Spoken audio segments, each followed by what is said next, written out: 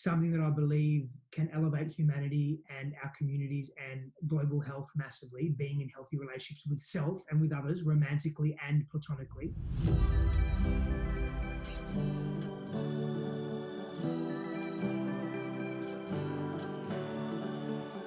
What's up, babe? Welcome to Boldly Courageous, a podcast created for you, the ambitious woman who is ready to take action and step fully into the life you've always dreamed of.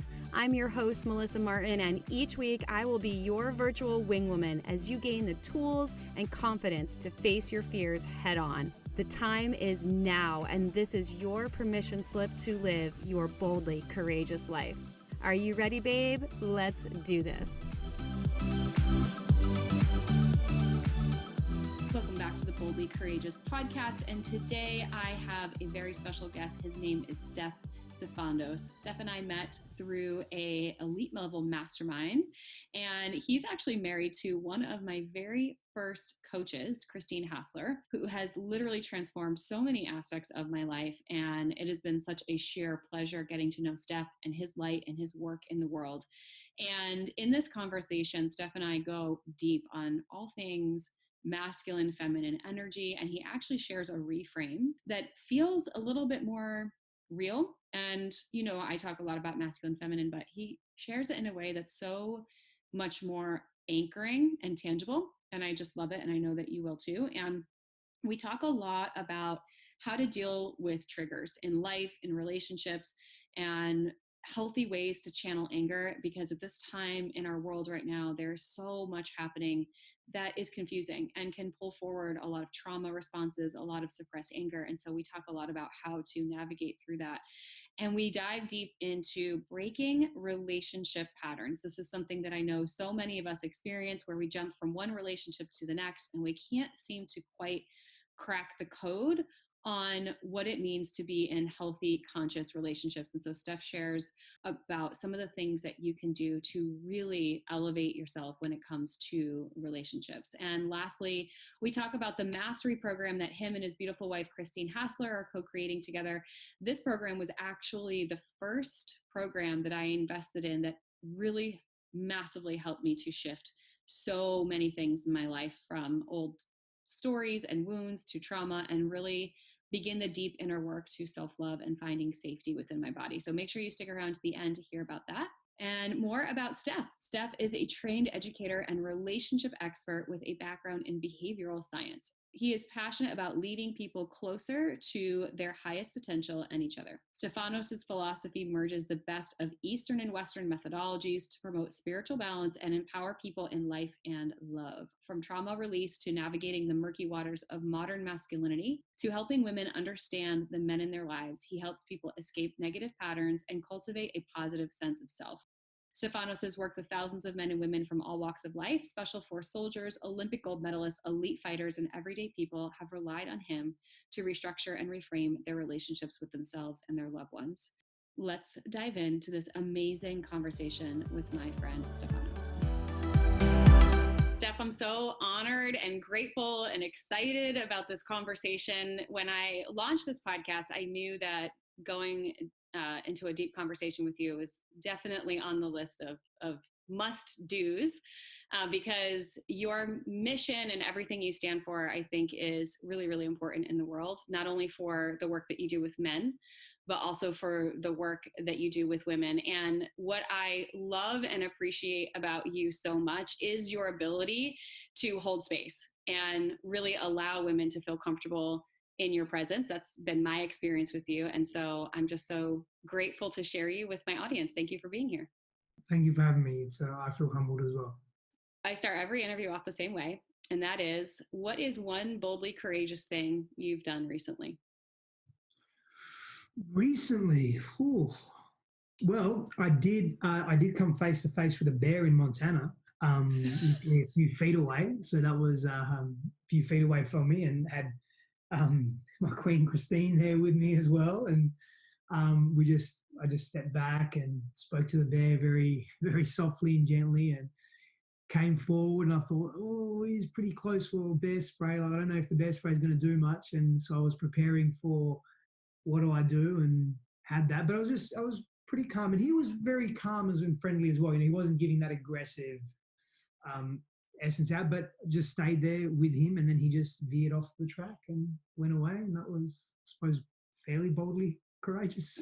Talk about a metaphor for like relationships, right? And the Yeah. challenges you may face and vibration, right? I'm sure that if you went into a vibration of fear and panic, that bear could have picked up on that energetics as well. Most definitely, and I like what you said about, talk about like a metaphor for life or relationships. If we often get so defensive and reactive and triggered and amped up in relationships when we're presented with something that we perceive is dangerous, either to our nervous system or to our conscious aware minds. And we then come from that place and we become defensive or we attack. And I mean, I've found in my own personal experience and obviously working with people, that just is a spiral of destruction for the relationship. And you can come back from that, you can mend that, but if we keep doing that and that becomes our norm, it becomes more and more difficult to come back from. And what are we actually going to if we're just continuing that behavior anyway? So at like the very basic human level, it's reaction, right? Where something is coming into our energy field, a conversation, a statement, a word that triggers us. And that trigger causes a physical reaction in the body that calls forward an emotion. And then that emotion calls forward an actual reaction, whether we say something, we do something. So I know I've experienced this, we all have, like we're human, right? In relationships in particular. So what is it that you, like, how do you begin to shift that pattern? Because I would imagine if you're in a relationship and this is happening, it's a cycle because you're triggered constantly. How do you break out of that cycle and create a new pattern of behavior? Yeah, so I mean, it begins with awareness, and it's not easy. And there are multiple stages to awareness. And, we generally begin with this gross sense of awareness. It's like, oh, we see something doesn't feel quite in alignment for us. Let me explore that, and then we get into the details of that, and then there's sort of levels of awareness that we go through. And then there's levels of awareness where we understand something intellectually, but then we have to feel it as well. We have to process it emotionally, viscerally, somatically through the body. And then, of course, there's taking action outside of us. So how do we then be different in relationship? And ultimately, the answer to your question, the response is, well, we hold space. But how do we hold space? We hold space by doing our inner work. Holding space means not being triggered and being activated or reactive when someone is coming to us with their pain. We don't make it about us. So in other words, we don't get caught in our own shame cycle. We don't get caught in our own past and our own trauma. So we've got to do that work around that. What does that look like? Working with a psychologist, a shaman, EMDR, trauma release therapy, psychosomatic work, your own processes of solitude and reflection and processing and emotional release techniques and primal emotional release techniques. So there's so many tools that we use, and it's an ongoing process. So many people think, and I've been guilty for this, is, oh, well, I've done my work around this. Yeah, but we've just done our work around an area of our life that unpacks either another area or a deeper layer of that condition or that issue. And so there has to be a level of surrender and acceptance, which isn't weakness or meekness or apathy or resignation. It's acceptance of the past. It's surrender to what could be. And yes, we definitely need elements of resilience and toughness that help us get through difficulty and then help us recover from difficulty and challenges. And there has to be this, I've got to trust what I'm moving into now. I'm moving into the unknown. I'm moving into darkness. I've got to trust that. And that's the free fall of surrender and acceptance. So yeah, and I can imagine. I mean, I know for myself, like moving into the unknown can actually be more triggering than just sitting in your triggers because at least you know what they are, right? They're predictable.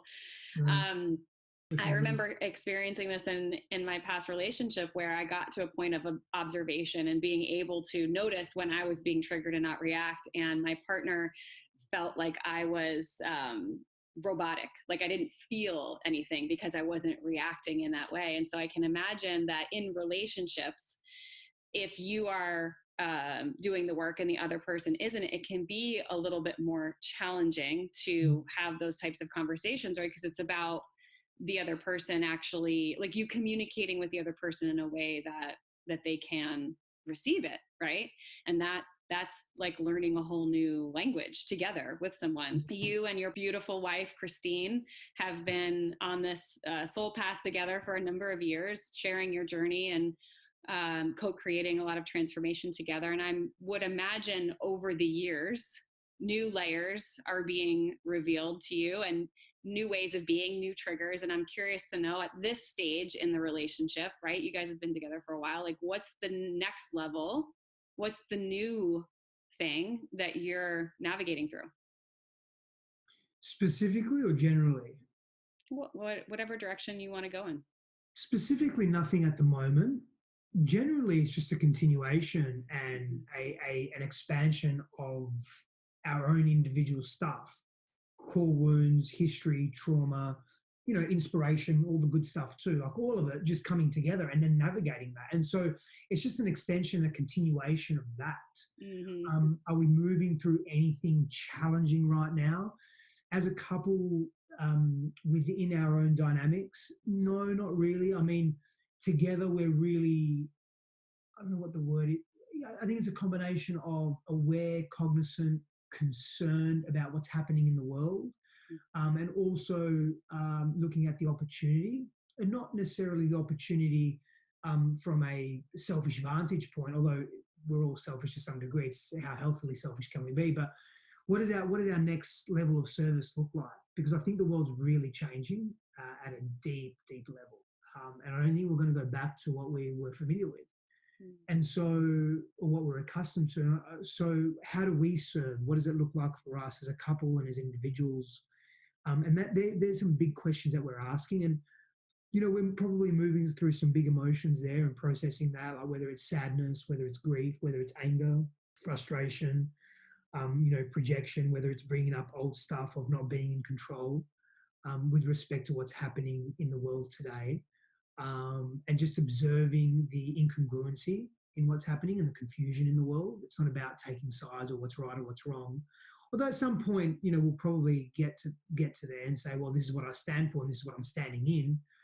However, the conversation more now is that there's just so much confusion and fear out there, and misleading information from so many different angles that it can be challenging.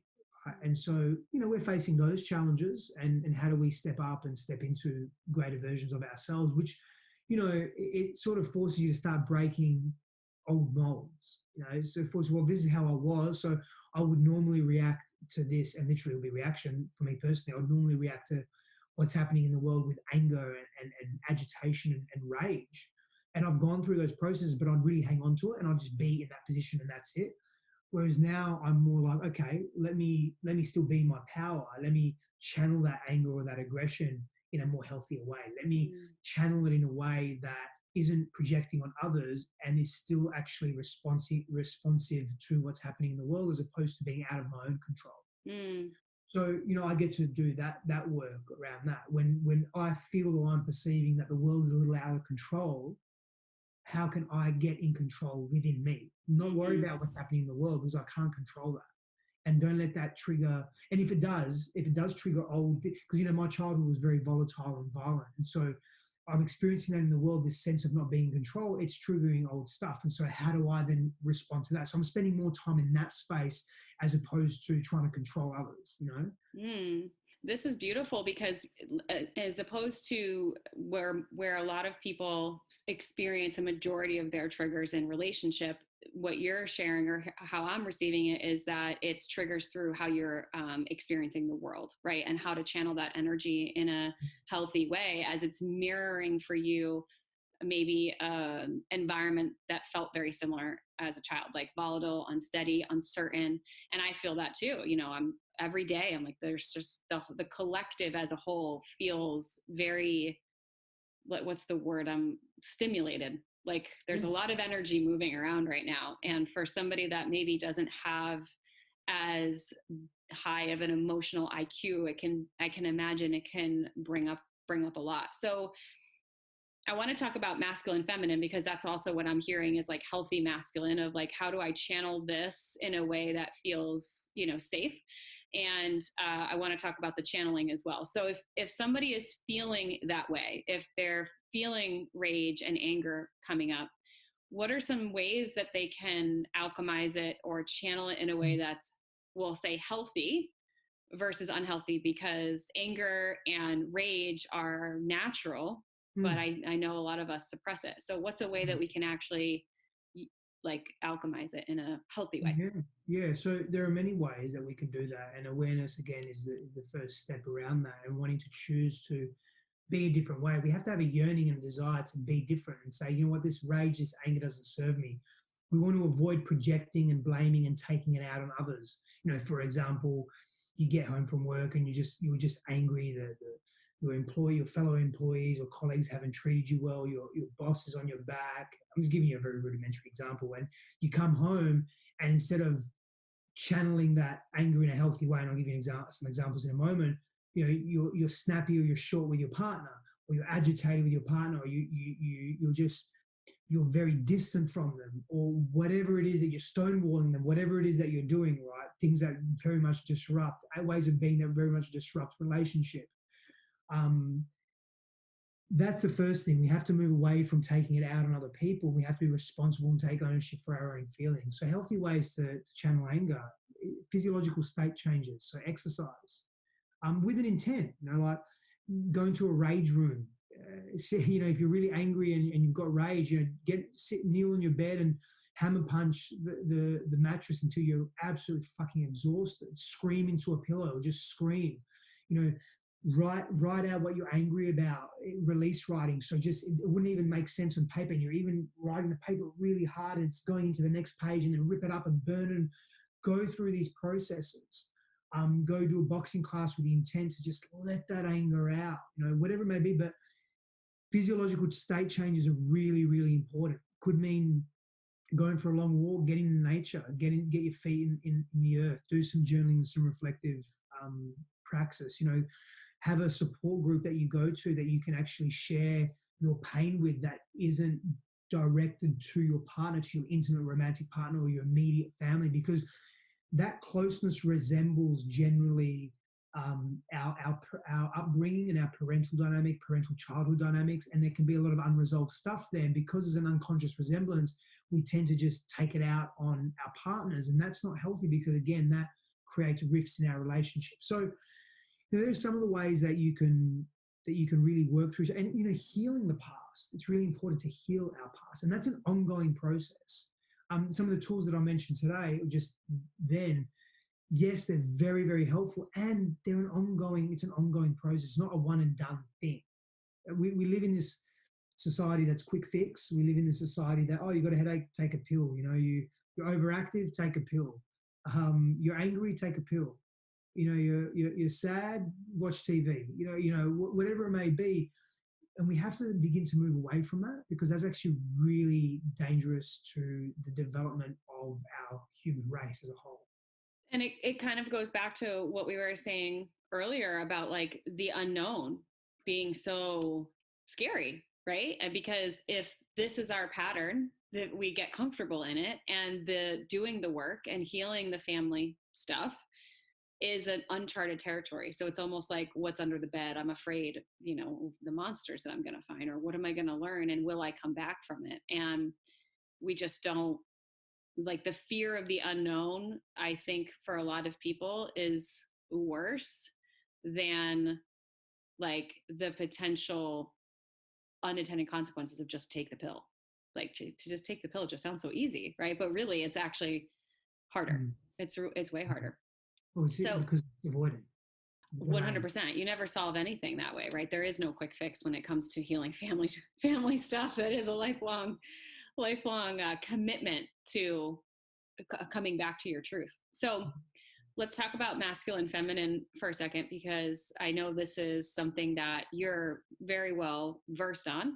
And a lot of our listeners, a lot of the women here are kind of tapping into this type of energy and like really looking how to, one, heal their own wounds with masculine, feminine, but also alchemize it and use it in a way for good in their businesses and their life. So can you share a little bit about the wounded side of things, how the wounded feminine and the wounded masculine show up and then what a healthy feminine and a healthy masculine might look like.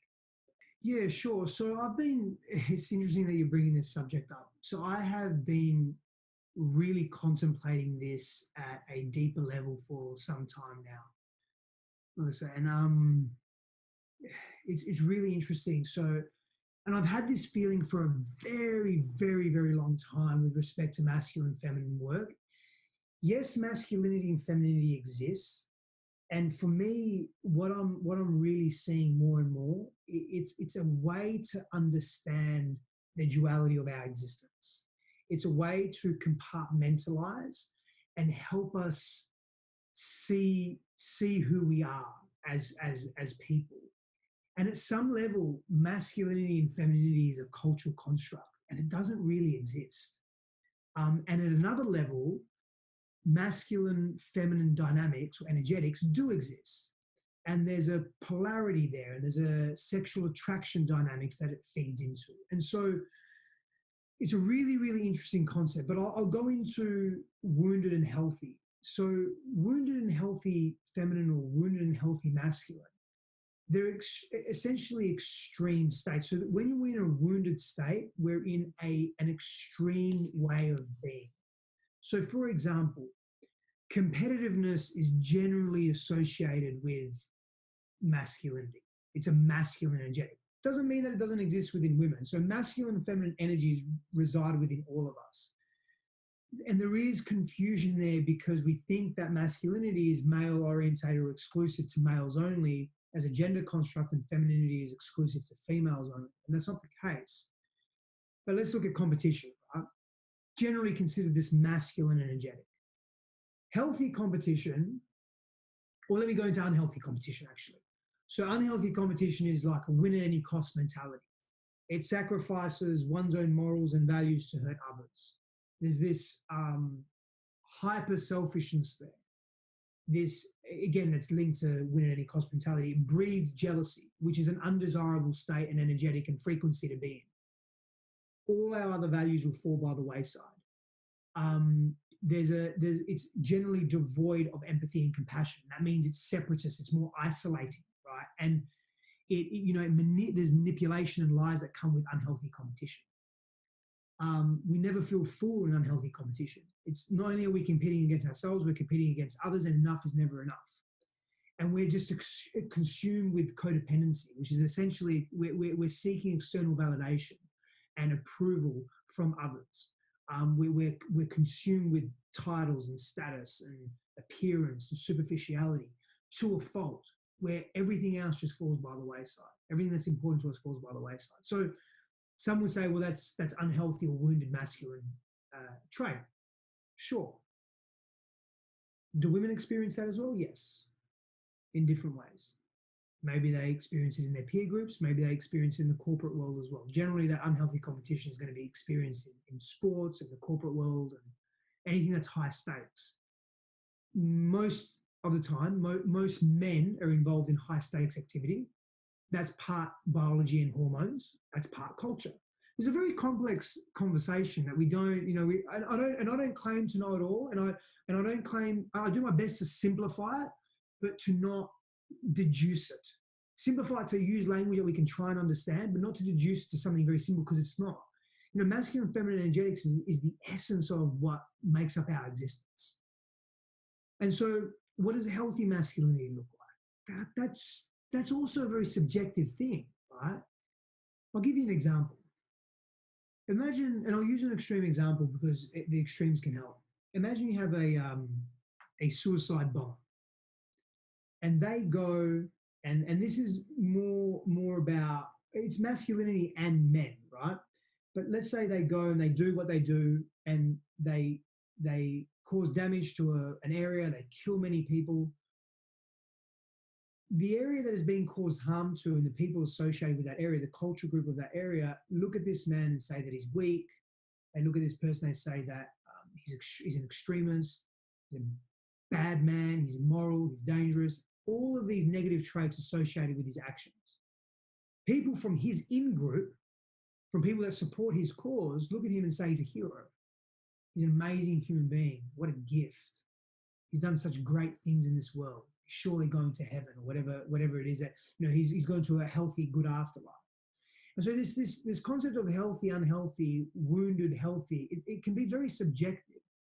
And so when I speak to this, I want to make it really, really clear that what you resonate with is really, really important here. And so when we look at characteristics of being a healthy man, okay, or being we're talking about shadow masculine traits, inward and outward. We're looking at hiding from the world. I'm just going to stay with the masculine for a moment. So these are inwardly directed traits and outwardly directed traits. And by the way, this can be really helpful. Instead of using the term masculine, feminine, we can use the term do energy and go energy, active energy and passive energy. Sorry, do and be, go energy and flow energy. So we can use different explanations for the energetic itself, which are just complementary opposites, two wings of the same bird. That's essentially what masculine and feminine energy is. It's a way to be in the world. And when we balance that within ourselves, we tend to have a more fulfilled life. And, the meaning of life, there's many meanings of life, but part of that is to have meaning and fulfillment in our lives, right? And balance, that middle path.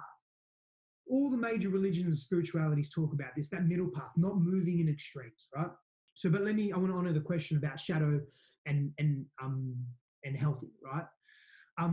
So shadow masculine, inward and outward, hides from the world, weak in conviction, lacks belief in self, relies on others for direction, so doesn't trust self basically, fears being wrong, controlling, subjugating, judgmental, forceful, self-loathing, oppressive.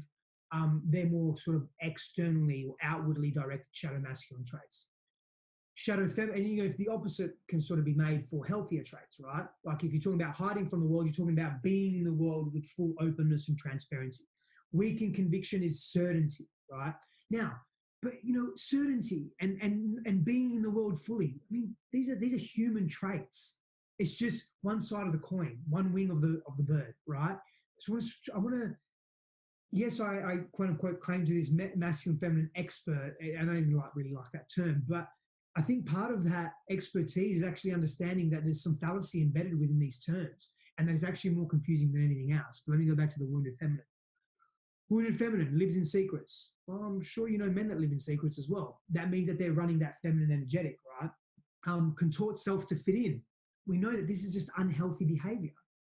We can just even label it that. That's unhealthy. So these are unhealthy social dynamics. These are unhealthy psycho-emotional dynamics. Places others on pedestals, is insecure, carries body dysmorphia, carries this anxiousness around self, is passive-aggressive, manipulative, unhealthy sexual expression, which is also in the masculine as well, in the form of sexual expression through control, forcefulness, and oppression, irritability, people-pleasing. And so these are unhealthy traits of the human being. And we use masculine and feminine terminology to compartmentalize the complex understanding of psycho-emotional, psychosocial dynamics and behavior.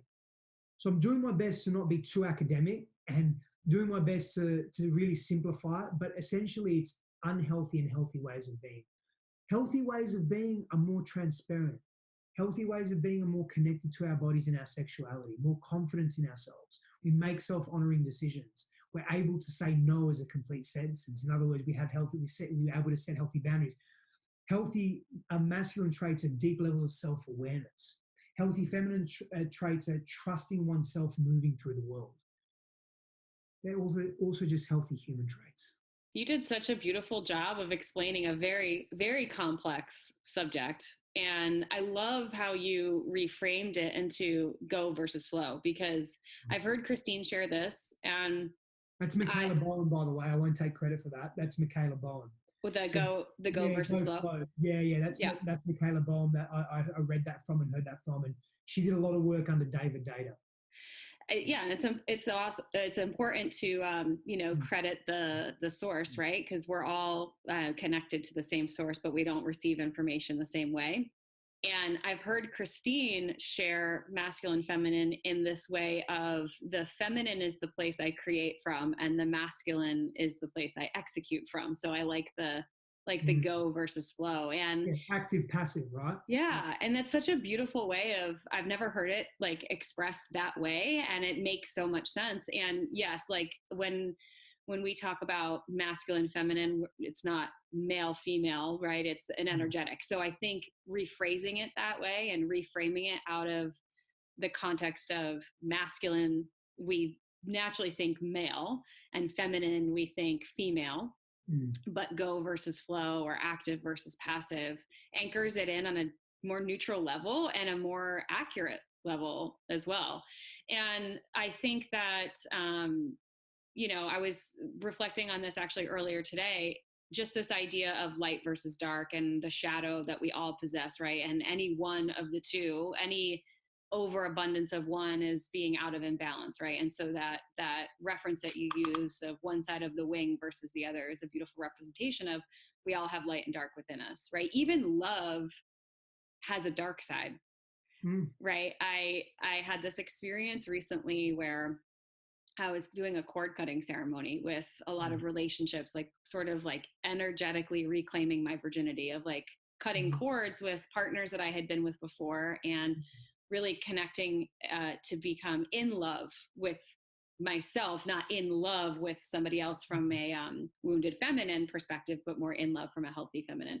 And what started coming up for me as I was writing these letters and reflecting back on all these relationships was that, okay, this person acted in, let's call it a wounded masculine way of manipulation or just all the things, right? And then seeing where I had acted that way and that this person acted in alignment and came from purity, and then I came from woundedness or vice versa, right? So at the core of what both of us wanted was love, but the driving factor behind it can either show up as in a healthy way or can Mm. show up in a wounded way. And so even in the context of love, which we think is this pure thing, actually can show up in a light and a dark, right? Yeah, yeah, and that's again unhealthy ways of being, which are generally extreme and unsustainable, Mm-hmm. and healthier ways of relating, which are more inclusive, which again would be considered a feminine energetic, and exclusivity is more of a masculine energetic if we want to talk masculine feminine dynamics. But there are times where we need to be exclusive, where we need to be more self-orientated. There are times where we need to be more inclusive, we need to be more group-orientated, right? And when we're looking at ideals to be in relationship, we are relational beings and we thrive in mature, healthy relationships, in sacred union, in conscious relationships, which is something that I believe can elevate humanity and our communities and global health massively, being in healthy relationships with self and with others, romantically and platonically, deep, intimate platonic relationships. And so when we look at what make relationships good, well, there's a shit ton of research out there that tells us that. Um, and and it is about doing that deeper inner work, and it is about finding balance within ourselves and balance within the dynamic, and it is about respect and reverence and compassion and empathy and being clear and transparent and honoring of self and other and being trustworthy and being emotionally and sexually open. And sexuality isn't just having sex. Sexuality is far more than that. It's part of our personality. It's part of our visions for, and what we seed into the world as well. It's our essence, our belief systems, our values. It's how we are. It's our future. It's our present. It's our past. So sexuality is a very, again, not complicated, complex, layered way of interacting with self and the world. And so when we look at that, I really believe that clearing our past, becoming acquainted with our shadows, coming from a place of deeper observation and witnessing, mutual witnessing of self and our environment, as opposed to judging something, oh, that's good, that's bad, that's right, that's wrong. I have a thought, so I shouldn't have that thought about masturbation or cheating on my partner. That's bad. I've got to stop that. Well, why don't we just pull back a moment and say, okay, let me just observe this. Let me just witness this. Like laying down in the grass, just watching the clouds. You're not thinking that, oh, that cloud's ugly or that cloud's attractive or not even that cloud looks like something. It's like just watching, just observing, just observing. Coming from that place, because that we are the observers. That's the true self. In Advaita Vedanta, that's called the Tiriya. It's the true self. Is the ultimate self is the observer. That is the untouchable aspect of self. That is the undying, unchanging aspect of self. I don't want to get too deeply philosophical or spiritual in this sense, but it's. I think it's important to judge less and be open more. I think that's one of the next phases of conscious relationships. I love that you shared that. And the ability to, like, there's power in the pause. And going back to what you were sharing earlier about, when it comes to rage and anger, of just having that awareness and combining that with a pause. Because I think, we're just so in our devices and we're so in our social medias and our lives that thoughts we don't even know we have them. Yeah. And so having that awareness and actually pausing for a second and recognizing it, like, wow, I just had this thought, and where did it come from? So I love that you shared that. And you talked about, healing the past. And I'd love to go down the conversation around new relationships, right? So this pattern evolves for so many people. If they get in a relationship, it doesn't work out. They just know that their needs aren't being met. They don't really understand why their relationship doesn't work. Maybe it's the other person's fault. And then they get back into another relationship with the same person and kind of go around and around on this merry-go-round, right? This is this average. I'm speaking very generally. So when it comes to doing the work, like I'm using that in air quotes, and calling in a more conscious relationship, where does that even start? Like, how do you start doing the work? Well, the first step for me is singledom. So if you've just come out of a relationship, don't fucking rush back into it. Number one. Look, again, love is complex and love is complicated at the same time, actually. Relationships can be complicated as well. They can throw us in a tailspin. And sometimes, we break up with someone and here's the thing, if you're observing a pattern of being a serial partner or being in serial relationships back to back to back, it's probably an indication. Patterns just tell us, they inform us about who we are. It's probably telling you something about you, how maybe your codependent nature, maybe your self-worth, maybe your attraction or addiction or attachment to needing someone in your life, maybe your addiction to the limerence phase of relating, which is the honeymoon period, or your addiction to the hormonal flush that comes with meeting someone for the first time. Just observe the patterns in your life. But it's important to take some time and space, irrespective of how that relationship ends, whether it's a conscious uncoupling, whether it's a really healthy, mature, open way of seeing selves. Having some time to integrate. It's just like going on a plant medicine journey. Like, what's the advice? Go on a plant medicine journey. Give yourself 24, 48 hours to integrate. Don't go back to work the next day if you can avoid that. Be kind to yourself. Be gentle. Move slow. Do all the things. Get away from people. Don't be too much into people. I was on a 10-day, 11-day vision quest, 5-day vision quest essentially, but away from the world for 11 days. We were told to ease in because you've just been in a particular environment, you're going to another one, there's extremes there, you're in a relationship, you're out of a relationship, there's extremes there. Honor the transition time. Integrate your learning, your teaching, your growth, so you don't bring the same quote unquote mistakes or unhealthy patterns into the next relationship. It requires, yes, we grow in relationship and yes, we grow in singledom. And so my immediate advice to people after breaking up is take some time for you. How much? I don't know. And you don't know either, but you will know as you deliberately embark on that journey. And be active. Don't just say, oh, well, I've been single for 2 years, but you've been drinking every weekend and avoiding your pain and your problems and the despair from the past relationship or the past 7 relationships. You're snorting cocaine or you're injecting heroin and riding the dragon. That's avoidance, right? So, I'm Aussie in parts. I'm pretty raw sometimes. I don't remember who the audience is too, but I'm sure your audience is going to get the slang. I know they're more American, but so I think that's important too. And doing that work means looking at self and saying, and also getting to know yourself, because you've been in a relationship for 2 years, 7 years, 10 years. A big part of your identity is being in a relationship. What does it look like and feel like being single? What are your values? What are your non-negotiables? What's important to you? Having a life reset. you're a different person potentially from who you were 10 years ago, or maybe you've always been the same, but you've been covering it or masking it in a relationship. Who do you really want to be? You take the time to answer some big questions and just be with yourself and be comfortable in your own skin, so that when you do attract a new partnership, you're not coming from desperation and codependency, needing someone else to validate you or approve you or tell you how amazing you are, because you can tell that to yourself. And the only way you'll do that is two ways: one, being with yourself, and two, doing that quote unquote work in unpacking and excavating who you truly are and who you want to be in the world. Does that answer your question? Oh, it's so beautiful. Yes, totally. And I'm experiencing this. So I'm like shaking my head going, yep, yep, I experienced that. It's, we've talked about this. I transitioned out of my marriage in the end of 2019 and, intentionally and unintentionally, I've remained single and not even really in the energetics of being open. I'm curious, but not like outwardly acting on the idea of dating, part because of COVID, right? But also part, it was just my own intention to do my work and noticing, like you were saying, just patterns, not wanting to repeat a pattern any longer. And recognizing that, yeah, I would go 6 months and be right back in another relationship, and even in between that time frame still entangled with someone else, even if it wasn't an actual like quote unquote relationship, it's still a relationship, so always in the energy of fill in the blank, right?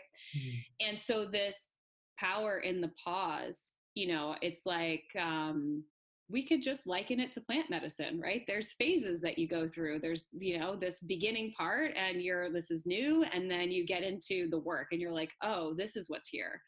I had no idea this was here because I've never gone to this experience before. I've never actually stayed single this long or been in my stuff this long to even see what was under here and really do the work and observe. And what's interesting, this has been my experience, is that different men will present themselves in my energy. Like I'll see someone new on social media and I'll start following them. And I think social media gives us an opportunity to create a story about someone. We get to see the highlight reel, and just even noticing my own thoughts around worthiness. Like an old story for me was, if I don't make more money than this person, then what value do I bring? And that's an old codependency cycle of like needing to be needed, right? As opposed to being wanted versus being needed, right? So I love that you shared that, and I relate with that so much. And I think that loneliness like is the thing that keeps people stuck in that pattern of not wanting to be alone.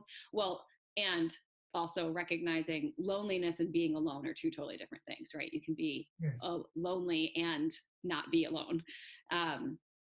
So step one, like you said, is power in the pause and stay single for a little longer. But what are some other tools or resources that people could use if they're in this space of really wanting to do the work on themselves and maybe heal some old relationships?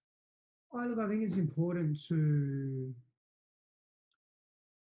have fun, create space, create lightness in your world, do new things, engage in novelty, do things that scare you, take yourself outside of your comfort zone. Alongside maybe doing some very active work with a therapist or a shaman, a counselor, an energy worker, a group, whether it's an intense event, whether, we just finished this week and past Inner Child Level 1, 2.5-day virtual workshop, really beautiful workshop. So you do these things that you're interested in, that not only educating you, but helping you shift things from your body, giving you new awareness.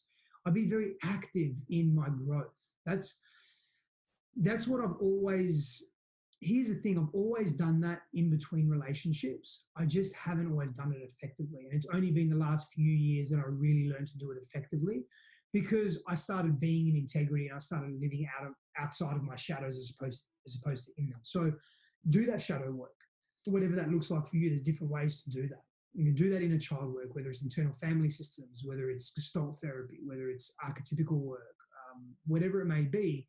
Do your shadow work. And it's not just all theory based, it's really in the body based, it's moving stuff.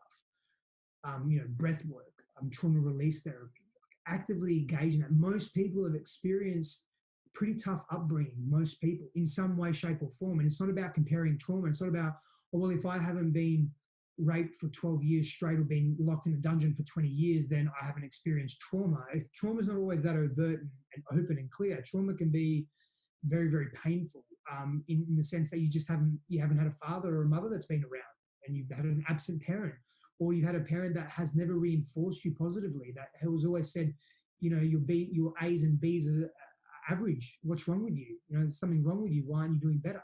That's trauma to some extent. And I'm not trying to create a society of weakness here. And, I want people to be in their power. And so but being in your power is saying, okay, I had a hard upbringing. Cool. I'm not going to let it define me. I'm not going to keep running the same fucking stories in my head. And you know what? Yeah, I've had a hard upbringing, and I'm going to make new choices about that. And it's going to be really tough moving through it. And I'm still going to do it. And I'm going to seek support, and I'm going to do some of it on my own, and I'm going to own it. And that's okay. That's not perpetuating that story of I'm a victim. So yes, you've maybe been victimized, or you've been hard done by, but you don't have to let that define you continuously. So being aware of that and then doing that deep work is really, really important. There's a big difference between being and doing, or like knowing and doing. That's what I meant to say. The difference between knowing and doing, and like to your point of like doing the work in between, but not really doing the work, like kind of doing the work, but then really doing it. I feel like, people read the books, they listen to podcasts, they'll even go to retreats. And then when they leave there, they don't take the practices they've learned and actually integrate it. So like the knowing is great to have the awareness, but it's the actual doing and being of that thing that's where you create the real change. Yeah, absolutely. So the knowing is more intellectual and cognitive, and the doing is moving it through your body and really being with your fears, and surrendering to full surrender. That's what the doing is. It's the surrender of I'm leaning all in and I'm going into the unknown and I'm really going in. And you're going to feel big feelings. You're going to know it because you're processing and moving big feelings. I had this experience. So in 2016, I was faced with a choice. I think most of us get to these like defining moments where we have a choice. I can either continue on the path I've been, which has gotten me everything that I don't want and some of the things that I do want, but it's kept me like in pain. Or I can go down this path and choose something different and like be willing to step into the unknown and heal the wounds. And the first place that I don't want to say it was the first place because I had been doing work all along, but the difference between the knowing and the doing for me was investing in a coach. And I actually worked with your beautiful wife, Christine, in one of her programs called Mastery. And in that container, I experienced massive shifts. Like you were saying, I mean, there were days where I was physically exhausted from processing all the trauma, but doing it in a container where I felt safe. Like I had someone guiding me. I had actually verbalized it to my partner that, hey, this is what's happening for me and this is what I'm going through. And, I look back on that experience and I think, wow, like it takes a lot of courage to be able to acknowledge the fact that you want to make a change and also know that everything in your life might fall to shit in the process. Like the outer world, you have to just trust that whatever happens is going to be okay as you heal your inner world. And Christine did such an amazing job of cultivating such a safe space for that transformation. And I know that now the two of you are partnering on this incredible mastery program together that for me was such a great place to start. So for people out there that maybe are on the journey or they're looking for real transformation, could you share a little bit more about what mastery is, who it's for, what they can expect, those types of things? Yeah, it's really for anyone, and thank you for your kindness and sharing as well. It's really for anyone that is willing to do that deeper work, to explore their shadows, to actually have access to tangible tools that they can use on an ongoing basis to self-regulate themselves, to not be in that panicked, anxious state constantly, to not have that low self-worth and feel that they're not enough. This particular, Mastery, that's what Mastery is, but mid-October, we're launching a 6-week live teaching around Mastery. So you get access to the full course, plus all the bonus modules. Plus, Christine will take you every week live through processes and answering questions and so forth. And I'm going to also take people through virtual live somatic work, breath work, trauma release stuff, in the body work. which is going to be really, really powerful for the nervous system as well. So again, that's the essence of what mastery is, but it's essentially everything that we've just been speaking to. And, you and Christine both share this work in a way that's easily receivable.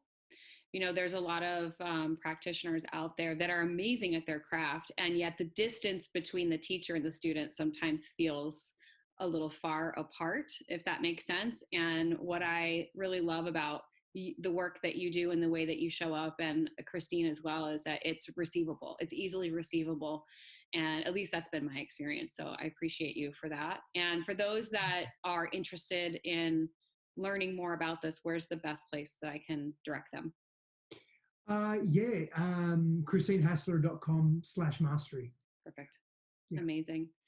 Steph, thank you so much for, sharing your gifts with us and your time and your light in this world. It's like I said in the very beginning, like I just love your presence and how you show up authentically, and your willingness to do the work and be vulnerable, I think is needed by, especially for women to witness what it looks like for a man to be on his path, is what I'm trying to say. It's a beautiful example, and it gives me hope that there are more men like you out there, and I'm grateful for you. So guys, if you love this episode, please share it with your friends. And Steph, last question. Yeah. You can go on as long as you'd like. What are you celebrating right now? Oh, well, I really like this shirt that I got on because it feels really comfortable. It's a nice shirt. Yeah, it's Very really nice nice. It's Hugo Boss, actually. It's really nice. And it feels really comfortable, stretchy, and just so nice. And I can feel it on my body, so I'm going to celebrate that. I'm going to celebrate my big 1 gallon water jug. Oh my gosh. I wish you guys could see that is a very nice water jug. It's like very masculine, and it's like it looks like a Yeti the size of your head. It's beautiful. Yeah. But what am I celebrating right now? Look, seriously though, that's indicative of where I generally am at, where I'm just super grateful for the little things. I mean, I've been trying to order an Airdyne, an air bike, a Rogue Echo air bike for my home gym. And by chance on Monday, I happened to go into their website and happened to be available because, with everything going on, there's no fitness equipment that I like that's available. Managed to get that and a big heavy kettlebell, 150-pound kettlebell. And I'm like, yes, the little things, very, very grateful, just really, really grateful for the small things, and just celebrating what we're all co-creating. And what I mean by all is not only my immediate peer group, but also people doing just really amazing, amazing things out in the world, and seeing the deficits and seeing where life could be a little different and people could do differently, whether it be social systems or geopolitical systems, or the way we deal with child trafficking as an issue that's really arising to the surface of awareness now, and just seeing amazing people doing amazing things. That's very inspiring. So just celebrating people's inspiration and the willingness that people have, because I hold willingness as a very strong virtue within myself and something that I value. And when I see it in other people, I acknowledge that, and it gets me excited. It's amazing. I love that. Yeah, I think COVID and this time that we're living in has given people the opportunity to reimagine life. And I love that you shared that piece about willingness. I think that's so beautiful. So thank you. Thank you so much for being you. And I'm grateful. Until the next time, guys, live your boldly courageous life. Bye. Thank you so much for living your boldly courageous life with me today. I am beyond grateful for you and this amazing community we are building together. It's truly my mission to get this message out into the world and empower others to step fully into the life they've always dreamed of. I would be so incredibly grateful if you would join me in this mission by sharing this episode with your friends and heading over to iTunes to leave me a 5-star review. And until the next episode, remember to live your boldly courageous life.